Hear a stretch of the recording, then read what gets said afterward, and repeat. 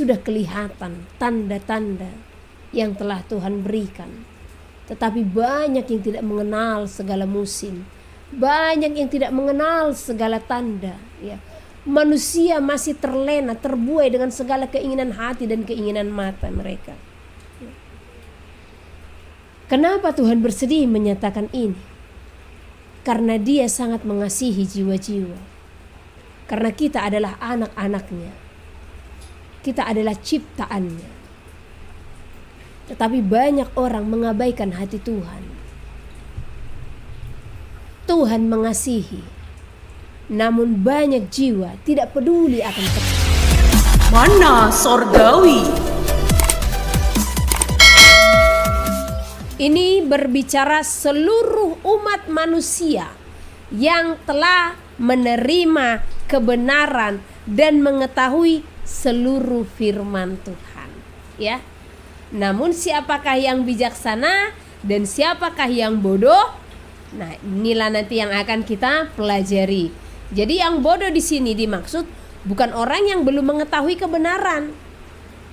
Gadis-gadis bijaksana di sini, ya, mereka adalah orang-orang yang mengetahui kebenaran, gadis-gadis bijaksana, ya, dan menerima kebenaran itu serta melakukannya setiap waktu dalam kehidupannya.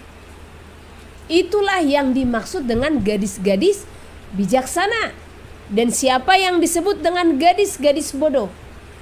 Gadis-gadis bodoh adalah orang yang telah mendengar kebenaran, menerima kebenaran itu, bahkan mempelajarinya, namun tidak melakukannya, tidak setia di dalam melakukan firman Tuhan setiap waktu. Kita akan baca dari Matius pasal yang ke-25 ayat yang pertama sampai berapa ini ya? 13. Sedikit saja ayatnya, ya. Jangan dikatakan puji Tuhan sedikit ayatnya, ya, supaya cepat selesai, ya. Tetapi puji Tuhan kita dibukakan mau 1-2 ayat namun ada pengertian dan pemahaman. Gadis-gadis yang bijaksana dan gadis-gadis yang bodoh. Pada waktu itu hal kerajaan sorga seumpama 10 gadis yang mengambil pelitanya dan pergi menyongsong mempelai laki-laki. 5 diantaranya bodoh dan 5 bijaksana. Gadis-gadis yang bodoh itu membawa pelitanya, tetapi tidak membawa minyak. Sedangkan gadis-gadis yang bijaksana itu membawa pelitanya dan juga minyak dalam buli-buli mereka. Tetapi karena mempelai itu lama tidak datang-datang juga, mengantuklah mereka. Semua lalu tertidur. Waktu tengah malam terdengarlah suara orang berseru, "Mempelai datang, songsonglah dia." Gadis-gadis itu pun bangun semuanya, lalu membereskan pelita mereka. Gadis-gadis yang bodoh berkata kepada gadis-gadis yang bijaksana, "Berikanlah kami sedikit dari minyakmu itu, sebab pelita kami hampir padam." Tetapi jawab gadis-gadis yang bijaksana itu, "Tidak, nanti tidak cukup untuk kami dan untuk kamu. Lebih baik kamu pergi kepada penjual minyak dan beli di situ." Akan tetapi waktu mereka sedang pergi untuk membelinya, datanglah mempelai itu, dan mereka yang telah siap sedia masuk bersama-sama dengan dia ke ruang perjamuan kawin. Lalu pintu ditutup. Kemudian datang juga gadis-gadis yang lain itu dan berkata, "Tuan, Tuan, bukalah pintu, bukakanlah kami pintu." Tetapi ia menjawab, "Ia di sini." Siapa? Nanti kita akan jelaskan, ya.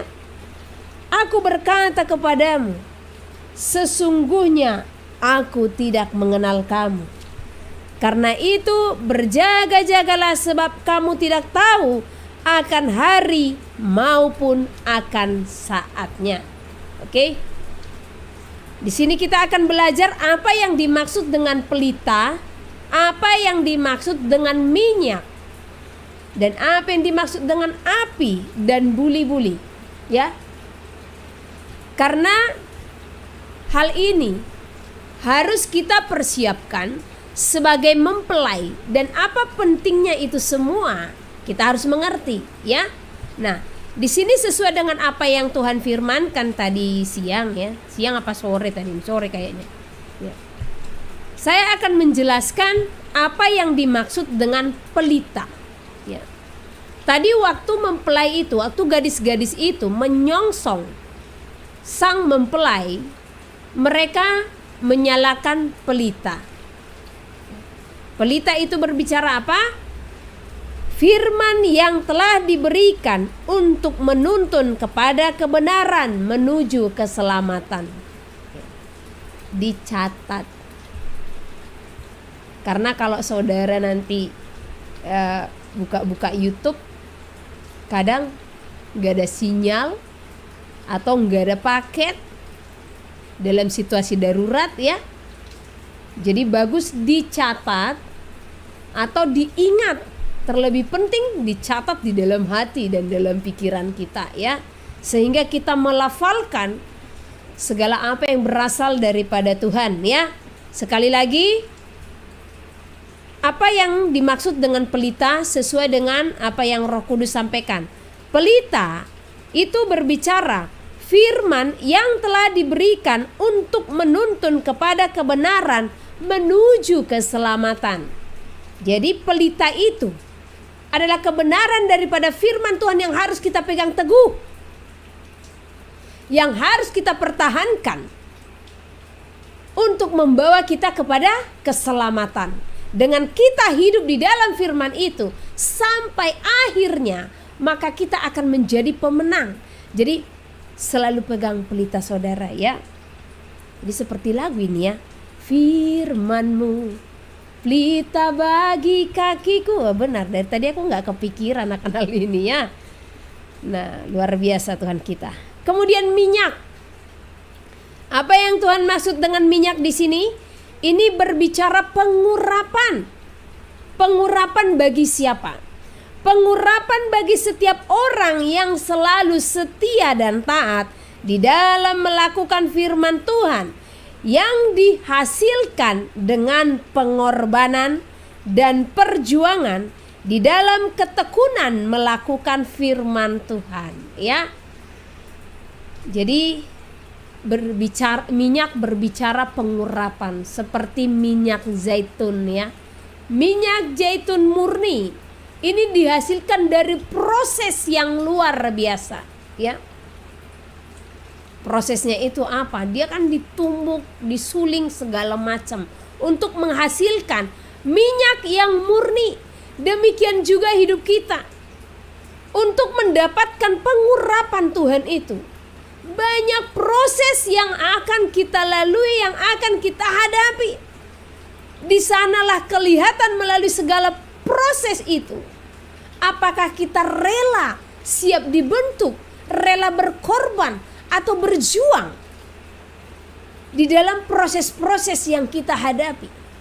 Di dalam perjuangan seperti yang saya sampaikan tadi, ya, sebelum kita masuk ke dalam penyembahan. Di dalam perjuangan itu, di sanalah akan kelihatan kita itu siapa. Apakah kita pemenang, apakah kita emas murni, atau hanya besi karat, atau hanya besi yang bisa berkarat, ya. Nah, melalui proses ini tadilah kelihatan apakah kita pribadi-pribadi yang tahan uji, yang siap dibakar, siap dilebur. Jadi selidiki bagaimana hubungan iman saudara, bagaimana selama ini hubungan saudara bersama Tuhan.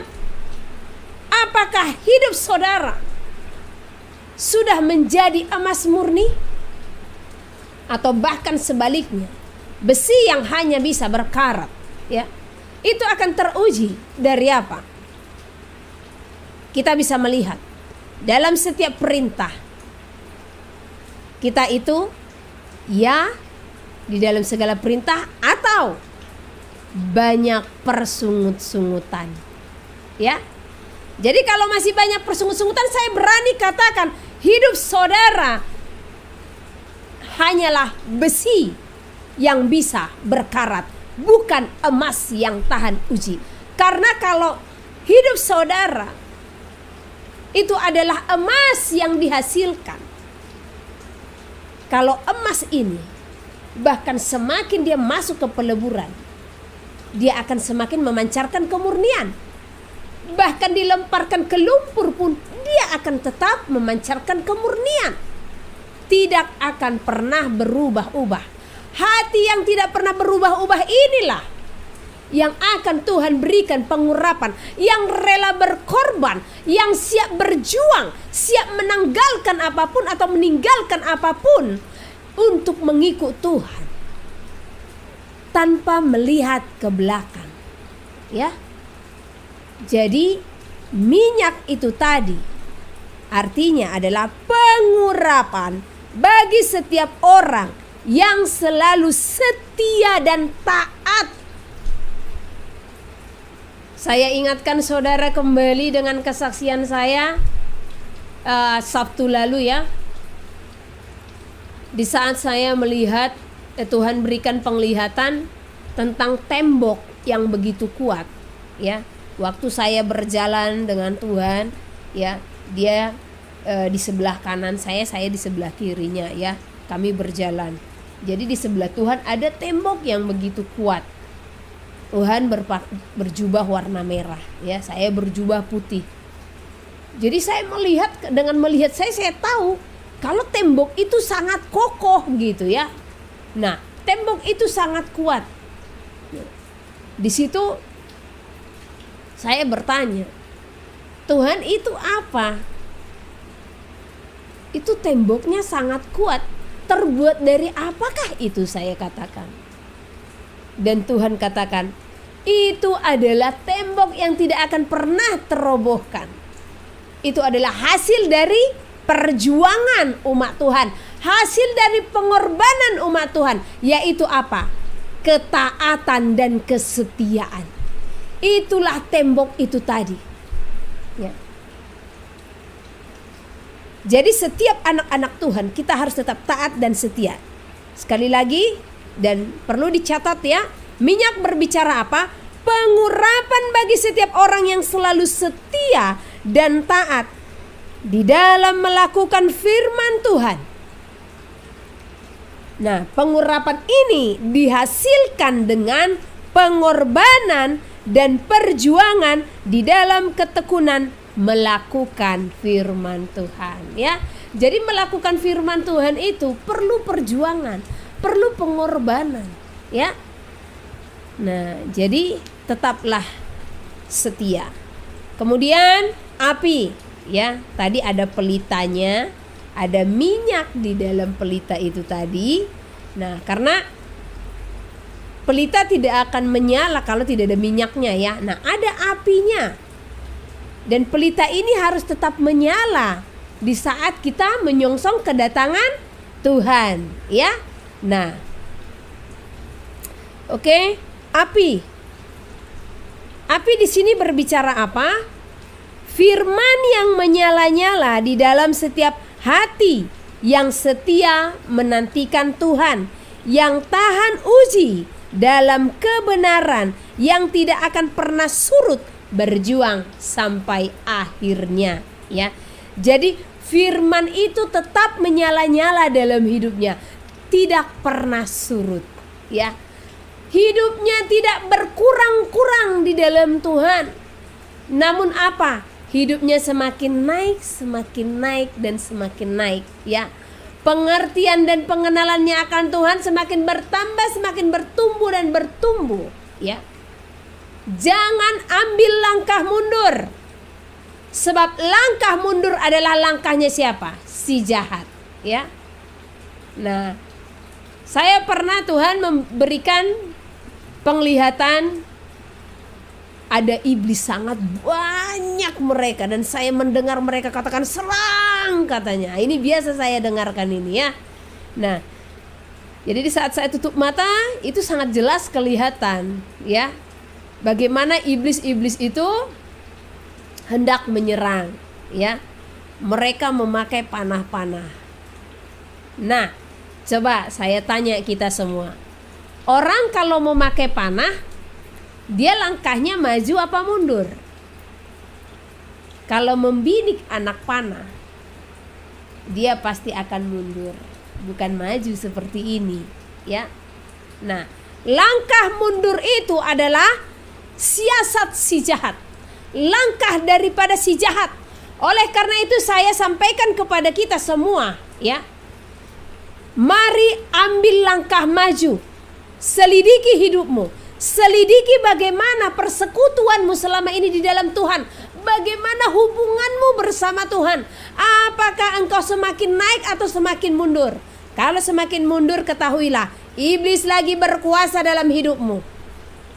Tapi kalau engkau semakin naik, itu tandanya kuasa dalam peribadatan bekerja dalam hidupmu. Ya. Jadi jangan biarkan kemunduran itu terjadi. Jangan sampai langkah mundur yang terjadi dalam hidupmu itu menjerumuskanmu jatuh ke dalam lubang yang sangat dalam, yang sangat kelam, yang nantinya engkau akan mendengar hanya kedengaran apa? Kertak gigi dan jeritan tangis. Jangan sampai saudara dibawa menuju ke lembah yang paling hitam, yang paling dalam itu, yaitu apa? Kebinasaan. Ya. Jadi selidiki dari sekarang. Wow, ternyata kalau saya mundur, berarti langkah saya adalah langkah iblis. Nah, itu perkatakan supaya ada motivasi untuk maju. Jadi dari sekarang langkah kita itu harus naik, ya. Jadi api di sini berbicara firman yang menyala-nyala di dalam setiap hati yang setia menantikan Tuhan, yang tahan uji dalam kebenaran, yang tidak akan pernah surut, berjuang sampai akhirnya, ya. Dia tahan uji dalam segala kebenaran yang tidak akan pernah surut sampai akhirnya, ya. Jadi jangan pernah surut. Biarlah rohmu tetap menyala-nyala dan layanilah Tuhan di dalam roh dan kebenaran. Puji dan sembahlah Dia. Sebab penyembah-penyembah demikianlah yang Tuhan kehendaki, ya. Berikutnya buli-buli. Nah, ini perlu enggak? Perlu. Keempat hal ini dipegang oleh gadis bijaksana, ya. Nah, gadis bodoh tidak memegang teguh ini. Buli-buli itu apa? Tempat stok, ya, penyimpanan minyak. Jadi kalau yang di pelita tadi sudah habis, ya, maka diisi dari buli-buli, ya. Nah, kita akan melihat apa yang Tuhan sampaikan tentang buli-buli. Buli-buli di sini berbicara hati yang teguh. Haleluya. Hosana ya Allah hosi karadehina hal hasanah. Haleluya. Hosana ya Hosana Masiyah. Ya Hosana Masiyah. Ya Hosana Masiyah. Glory haleluya. Glory haleluya. Glory.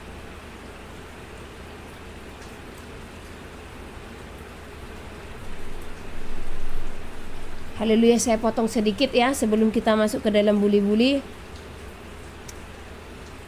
Haleluya. Mari kita tetap berdoa setiap waktu, ya. Karena kita akan memasuki masa-masa yang sulit, ya. Masa-masa yang susah. Jadi tetap berdoa setiap waktu. Ya. Itu yang Tuhan sampaikan. Oke, berikutnya kita berbicara buli-buli. Ya, karena ini sangat penting. Ini penentu akan kelangsungan daripada pelita ini tetap berjalan, ya. Makanya barusan Tuhan katakan kita tetap berdoa berjaga-jaga, bersiap-siap, ya. Karena masa kesukaran akan melanda bumi. Kesukaran untuk apa? Yang terbesar bukan kesukaran secara finansial, ya. Tetapi kesukaran manusia untuk masuk ke dalam hadirat Tuhan. Kesukaran manusia untuk bertobat. Kesukaran manusia untuk melakukan apa yang berkenan di hadapan Tuhan. Itulah masa kesukaran yang sesungguhnya. Makanya barusan Tuhan sampaikan, berdoalah setiap waktu. Karena buli-buli ini berbicara apa? Hati yang teguh, yang tidak akan bisa terombang-ambingkan oleh apapun, dan tetap setia sampai akhirnya. Hati yang kuat harus selalu dipersiapkan menyongsong hari kedatangan Tuhan. Itulah buli-buli tadi. Makanya saya katakan ini adalah inti dari semuanya. Karena kalau pelita itu tadi menyala, ya, dia berisi minyak dan apinya bisa menyala. Coba kalau minyaknya sudah habis, apa yang bisa diperbuat? Pelita ini pun tidak akan bisa menyala lagi. Buli-buli inilah tempat menyimpan minyak. Itulah hati kita yang teguh, yang tidak akan bisa terombang-ambingkan oleh apapun juga. Seberapa besar pun pencobaan-pencobaan yang kita hadapi, kita tetap teguh di dalam Tuhan. Kita tetap setia. Kita tetap berjuang.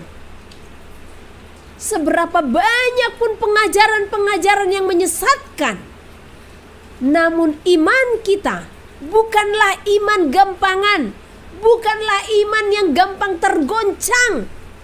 Iman kita adalah iman yang teguh, berjalan bersama Tuhan. Buli-buli ini adalah hati kita yang harus kuat, yang selalu dipersiapkan menyongsong hari kedatangan Tuhan. Ini penentu. Karena kalau hati saudara, sekalipun saudara semangat, ya, karena api itu berbicara semangat kita juga, ya, menyongsong kedatangan Tuhan. Kita sudah tahu firman, ya kan? Itu tadi minyak apa? Pelita. Kita sudah tahu firman, ya kan? Nah, banyak orang yang merasa dirinya dengan dia tahu firman, dia telah berdoa, dia merasa dia telah diurapi Tuhan dan pengurapan itu tetap dalam hidupnya.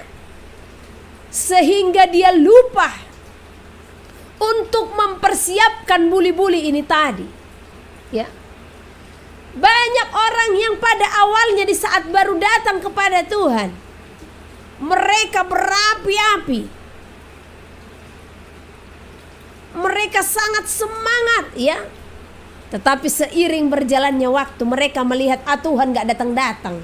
Masih lama ini. Di sanalah iblis juga bekerja. Karena itu adalah celah yang kita buka dan kita izinkan, sehingga dimasuki oleh si iblis. Dan dia akan bekerja 7 kali lipat yang lebih jahat akan memasukinya. Di saat kita mulai sedikit lengah, di situ iblis masuk dan menyusup. Mulai dah mengerjakan segala sesuatunya, ya. Nah tuh kamu lihat peluang-peluang di hadapanmu sangat besar. Mulai deh terkecoh, ya kan? Aduh, Tuhan lama lagi datang, yang penting kita berdoa saja, ya. Dunia mulai menawarkan segala sesuatu, harta, jabatan, kenikmatan. Tanpa disadari, semuanya itu hanya untuk melelapkan umat Tuhan, ya. Dan akhirnya orang yang membuka celah tersebut, dia pun terlelap, terbuai dengan bujuk rayu yang diberikan oleh si jahat. Untuk apa? Mengejar dunia. Saya tidak katakan mereka mengabaikan Tuhan, tetap mereka mengingat Tuhan, tetap mereka berdoa, tetap mereka penyembahan. Tetapi apa? Tanpa mereka sadari, Hati mereka sudah lebih banyak mencari perkenanan dunia daripada perkenanan Tuhan. Ini yang berat. Bahkan mereka masih merasa Tuhan berkenan atas hidupnya, padahal sesungguhnya perkenanan Tuhan pun sudah jauh dari hidupnya. Oleh karena apa? Mereka telah menduakan Tuhan. Mereka telah melupakan hubungan yang pernah mereka jalin bersama Tuhan sebelumnya. Sakit enggak? Ini ibarat hubungan sepasang kekasih di saat baru-baru kenalan, ya. Begitu indah, begitu mesra, begitu akrab, begitu sayangnya. Seiring berjalannya waktu ada rasa bosan, ya kan? Sehingga salah satu, baik si perempuan atau si laki-laki, mulai mendua. Sakit enggak bagi pasangannya? Sangat sakit. Sakitnya di mana? Mengingat kemesraan-kemesraan yang telah mereka jalin sebelumnya, mengingat kebersamaan mereka, mengingat bagaimana indahnya hubungan sebelumnya. Karena itu lebih sakit untuk mengingat daripada tidak ada yang diingat sama sekali. Ya. Kalau nggak ada yang diingat, mau disakiti juga nggak apa-apa. Makanya di dalam Tuhan dikatakan, kalau dingin-dingin sekalian, kalau panas-panas jangan suam-suam kuku. Ya. Karena yang seperti ini yang akan sangat melukai hati Tuhan. Seperti sepasang kekasih tersebut. Jikalau tadinya hubungan mereka sangat indah, namun pada akhirnya ada yang selingkuh, ya. Sangat sakit kepada pasangannya. Karena apa? Banyak memori-memori yang akan diingat. Kebersamaan-kebersamaan mereka. Begitu juga hati Tuhan. Dahulu kita katakan, janganlah kita, aku gak ikut lah ya. Kita dahulu dikatakan begitu intim bersama Tuhan. Setelah dunia mulai membujuk rayu, mulai yang tadinya 5 kali satu hari berdoa kepada Tuhan, mulai deh 3 kali, ya kan? 4 kali lah dulu ya. Nah, semakin meningkatnya jabatan, semakin suksesnya semakin suksesnya bisnis, semakin lagi doanya berkurang jadi 3 kali, iya kan? Semakin banyak pencapaian, udah deh, semakin doanya bahkan hilang. Sekali seminggu, ya, atau sekali sebulan. Nah, jadi mari kita tetap menjaga kesetiaan, ya. Mari kita tetap menjaga hati kita. Mari kita tetap menjaga hubungan kita. Karena apa? Buli-buli tadi itu berbicara wadah. Wadah akan segala kebenaran firman Tuhan, ya. Jadi benar apa yang Tuhan katakan. Kalau buli-buli itu berbicara hati yang teguh yang tidak akan bisa terombang-ambingkan. Buli-buli wadah, ya, tempat, ya. Nah, jadi tempat untuk melakukan semuanya itu di dalam hati kita, keteguhan kita, ya. Itulah yang dimaksud dengan buli-buli tadi. Jadi supaya kita tetap mempertahankan buli-buli ini dengan minyak di dalamnya, yaitu pengurapan, ya, di dalam segala pengajaran-pengajaran yang benar, di dalam segala firman Tuhan, itu sudah di dalamnya semua, ya. Sudah di dalam daripada firman itu sendiri, ya. Jadi buli-buli adalah wadah bagi kebenaran itu, yaitu apa? Hati kita. Jadi bukan pikiran, bukan pengetahuan saja, tidak, ya. Hati kita lah yang kita berikan untuk mempraktekkan, melakukan itu semua, untuk memperjuangkan kebenaran itu, ya. Haleluya. Jadi kita sudah memahami yang dikatakan dengan pelita, minyak, api, dan buli-buli. Jadi kita harus tetap menjadi gadis bijaksana yang mempersiapkan hati.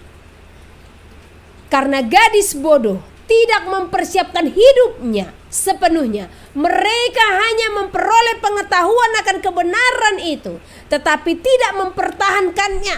Mereka terombang-ambingkan oleh pengajaran dunia, oleh siasat-siasat daripada si jahat, sehingga tidak bisa mempertahankan apa yang Roh Kudus telah taruhkan dalam dirinya. Inilah yang tidak dimiliki oleh siapa? Gadis bodoh tadi, ya. Dia tidak memiliki minyak dalam buli-buli, ya, sehingga dia sampai untuk mencari minyak itu tadi. Dan apa yang terjadi? Terlambat. Jangan sampai perkenanan Tuhan lepas daripada bumi ini. Di saat itu saudara menyadari, kalau sesungguhnya Tuhan berulang kali berfirman untuk menyampaikan kalau Dia akan datang, ya. Kalau gadis bijaksana akan mengenal suara Tuhan. Gadis bijaksana akan mengetahui segala isi hati Tuhan, segala pemberitaan-pemberitaan kebenaran. Itulah gadis bijaksana, karena mereka lengkap, ya. Pelita, minyak, api, dan buli-buli. Gadis bodoh hanya apa? Sementara mereka hanya memiliki pelita dan minyak, dan memang menyala di awal-awalnya, tetapi pada akhirnya, ya, minyak itu tidak ada di dalam buli-buli itu tadi, ya, habis karena mereka tidak mengisi, mereka tidak memiliki pemahaman akan kebenaran yang mereka terima. Karena kalau mereka memahami dan mengerti, mereka akan melakukannya setiap waktu, bukan memutus sampai di situ saja, atau bukan memberhentikan oleh karena kesibukan-kesibukan dunia. Ingat bagaimana perumpamaan tentang seorang raja yang hendak melakukan pesta perjamuan untuk anaknya. Di sini raja itu telah memberikan undangan, ya, kepada orang-orang. Tetapi di saat pestanya hendak berlangsung, ya, orang-orang yang diberikan undangan tersebut, mereka sibuk dengan segala sesuatu. Inilah gadis-gadis bodoh. Karena orang-orang yang telah diberikan undangan itu adalah orang-orang yang telah mengenal firman Tuhan, bahkan yang mengetahui, bahkan yang mendengar kalau Tuhan akan datang, tetapi tidak mempersiapkan minyak di dalam buli-buli, ya. Nah, sehingga siapa yang Tuhan cari? Orang-orang yang di pinggir-pinggir jalan, ya. Banyak di hari-hari terakhir yang mendengar kebenaran firman Tuhan, bahkan mereka yang sebelumnya jauh dari yang katanya kebenaran, yang tidak mengenal firman Tuhan.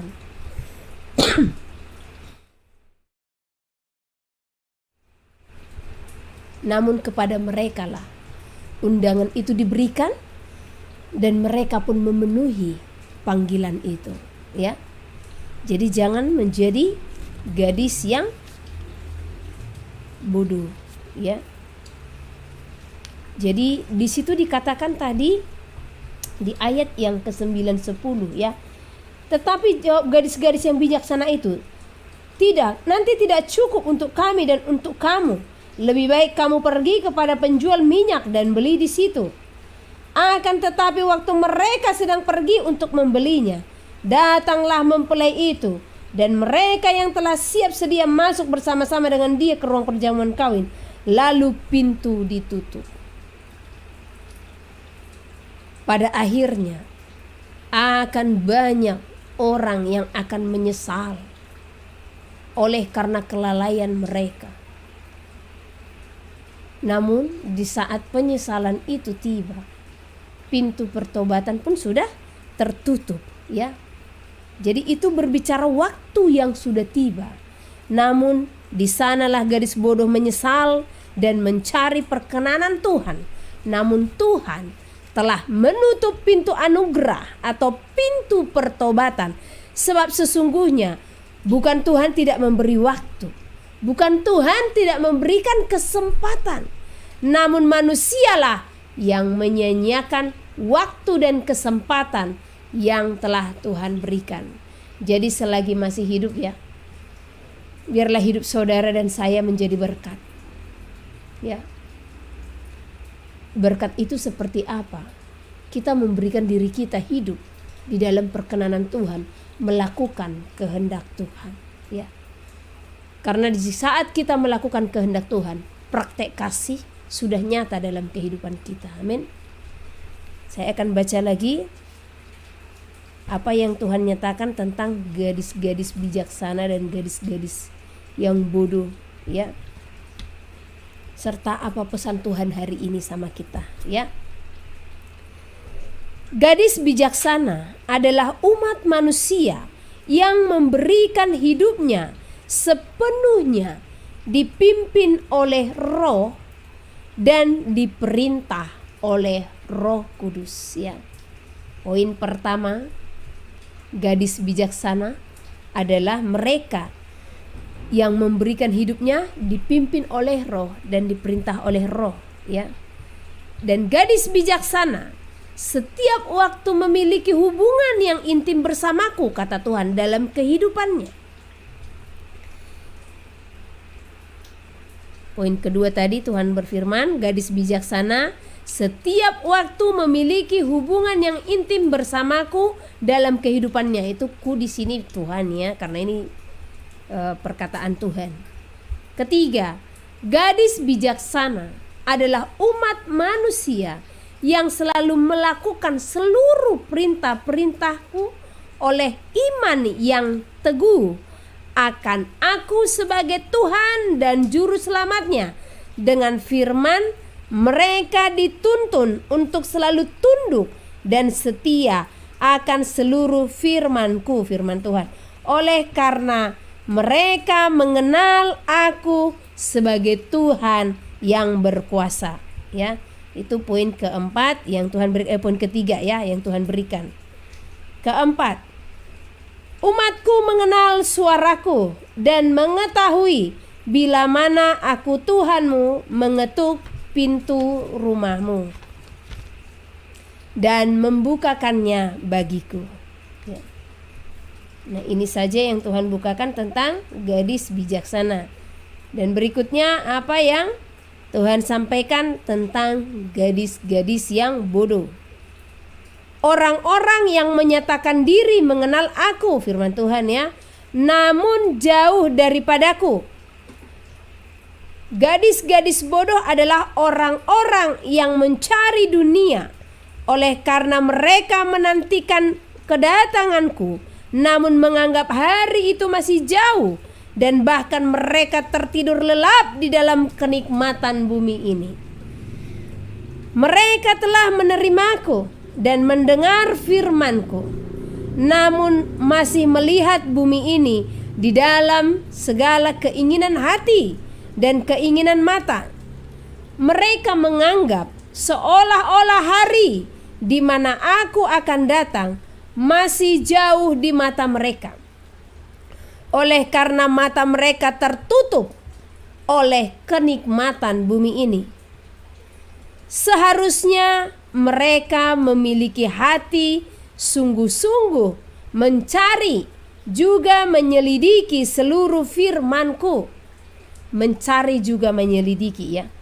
Karena aku Tuhan membukakan segala tanda menjelang hari kedatanganku. Aku mengingatkan seluruh umatku untuk bersiap-siap, namun mereka mengabaikan seruanku. Aku memilih umatku membangkitkan iman mereka, namun mereka memilih mendengar bumi ini, menolak utusanku. Aku memberitahukan, sudah tiba, aku Tuhanmu, sudah akan datang. Namun mereka tidak percaya. Sungguh, Aku Tuhan memanggil, namun mereka menutup telinga. Aku mengetok pintu rumahmu, namun tertutup bagiku. Sudah cukup. Aku Tuhan melihat semua itu. Sudah tiba, masa kesesakan besar akan tiba. Masihkah engkau menutup hatimu? Takutlah akan Tuhanmu. Takutlah akan kuasanya. Lakukanlah firman-Ku setiap waktu. Tunduklah akan seluruh hukum-hukum dan perintah-Ku. Jadikanlah hidupmu berarti. Bangkitkanlah rohmu. Bawalah jiwa-jiwa. Jiwa-jiwa itu berharga di hadapan-Ku.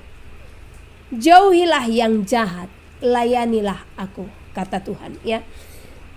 Tadi waktu menyampaikan bawalah jiwa-jiwa.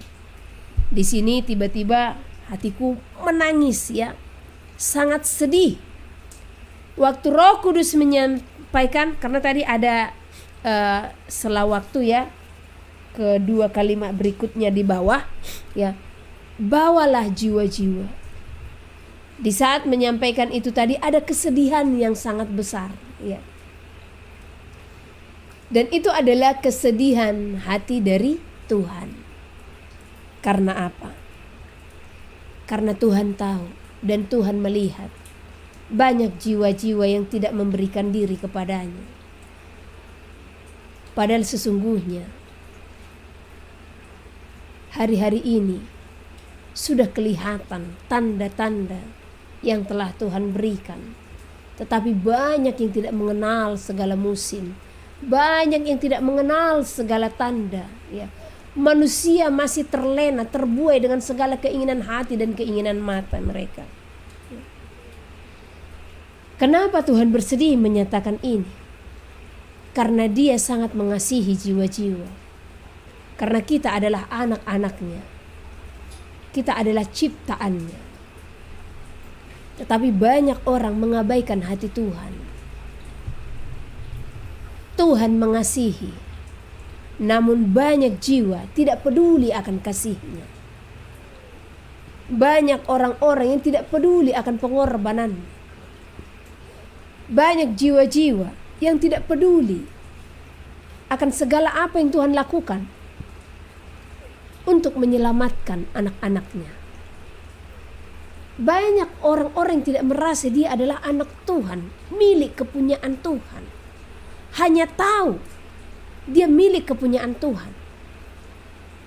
Karena kalau dia merasa milik kepunyaan Tuhan, maka dia akan berjuang untuk menyatu dengan Tuhan itu sendiri. Dia akan berjuang untuk menyatu di dalam rohnya, di dalam pribadinya. Dan dia akan berjuang untuk melakukan apa yang menjadi kehendak Tuhan, ya. Jadi mari setiap kita untuk mengerti hati Bapa, terlebih di akhir zaman. Habakuk pasal 3. Doa Nabi Habakuk. Doa Nabi Habakuk menurut nada ratapan. Tuhan, telah kudengar kabar tentang Engkau dan pekerjaanmu ya Tuhan, kutakuti. Hidupkanlah itu dalam lintasan tahun, nyatakanlah itu dalam lintasan tahun. Dalam murka, ingatlah akan kasih sayang. Allah datang dari negeri Teman, dan Yang Maha Kudus dari pegunungan Paran. Keagungannya menutupi segenap langit, dan bumi pun penuh dengan pujian kepadanya. Ada kilauan seperti cahaya, sinar cahaya dari sisinya, dan disitulah terselubung kekuatannya. Mendahuluinya berjalan penyakit sampar, dan demam mengikuti jejaknya. Ia berdiri, maka bumi dibuatnya bergoyang. Ia melihat berkeliling, maka bangsa-bangsa dibuatnya melompat terkejut. Hancur gunung-gunung yang ada sejak purba, merendah bukit-bukit yang berabad-abad. Itulah perjalanannya berabad-abad. Aku melihat kemah-kemah orang Kusyan tertekan, kain-kain tenda tanah Midian menggetar. Terhadap sungai-sungaikah ya Tuhan, terhadap sungai-sungaikah murkamu bangkit?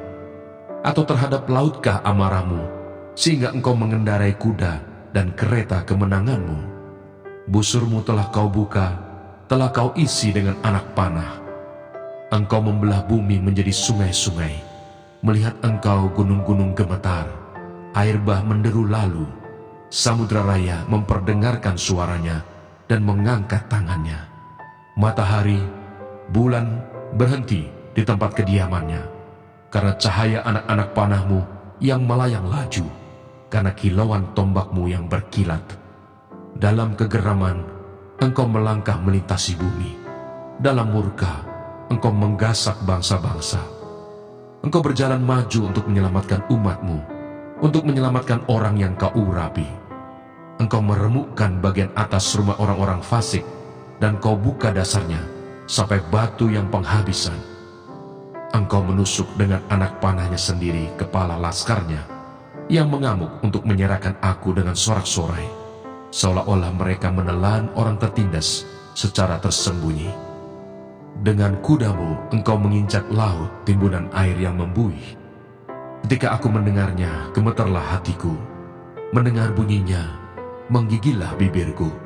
Tulang-tulangku seakan-akan kemasukan sengal, dan aku gemetar di tempat aku berdiri.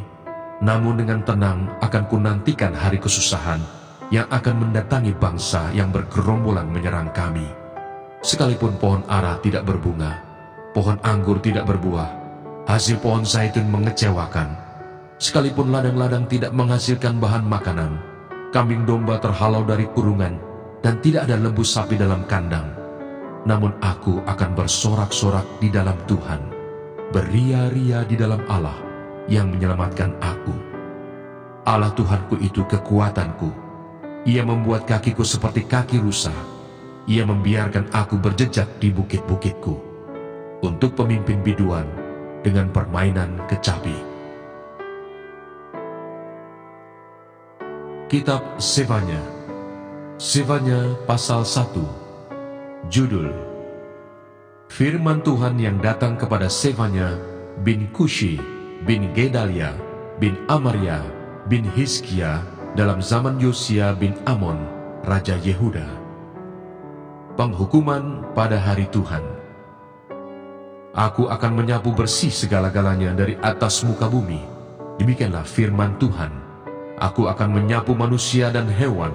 Aku akan menyapu burung-burung di udara dan ikan-ikan di laut. Aku akan merebahkan orang-orang fasik dan akan melenyapkan manusia dari atas muka bumi. Demikianlah firman Tuhan. Aku akan mengacungkan tanganku terhadap Yehuda dan terhadap segenap penduduk Yerusalem.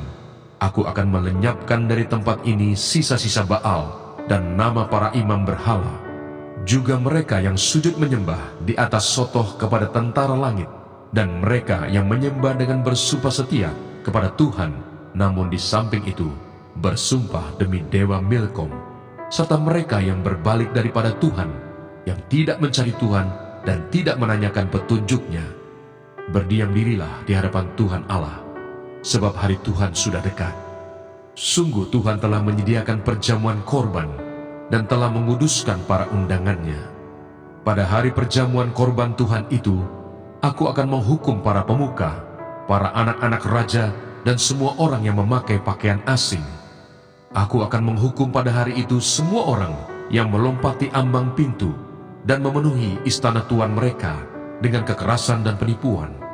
Maka pada hari itu, demikianlah firman Tuhan, akan terdengar teriakan dari pintu gerbang ikan, dan ratapan dari perkampungan baru, dan bunyi keruntuhan hebat dari bukit-bukit. Merataplah, hai penduduk perkampungan lumpang, sebab telah habis segenap kaum pedagang, telah lenyap segenap penimbang perak. Pada waktu itu, aku akan menggeledah Yerusalem dengan memakai obor, dan akan menghukum orang-orang yang telah mengental seperti anggur di atas endapannya, dan yang berkata dalam hatinya, Tuhan tidak berbuat baik dan tidak berbuat jahat. Maka harta kekayaannya akan dirampas, dan rumah-rumahnya akan menjadi sunyi sepi.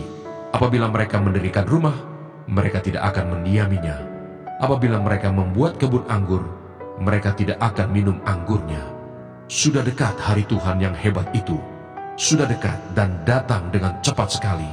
Dengar, hari Tuhan pahit, pahlawan pun akan menangis. Hari kegemasan, hari itu, hari kesusahan dan kesulitan, hari kemusnahan dan pemusnahan, hari kegelapan dan kesuraman, hari berawan dan kelam, hari peniupan sangkakala dan pekik tempur terhadap kota-kota yang berkubu dan terhadap menara penjuru yang tinggi. Aku akan menyusahkan manusia sehingga mereka berjalan seperti orang buta, sebab mereka telah berdosa kepada Tuhan. Darah mereka akan tercurah seperti debu dan usus mereka seperti tai. Mereka tidak dapat diselamatkan oleh perak atau emas mereka pada hari kegemasan Tuhan, dan seluruh bumi akan dimakan habis oleh api cemburunya, sebab kebinasaan, malah kebinasaan dahsyat diadakannya terhadap segenap penduduk bumi.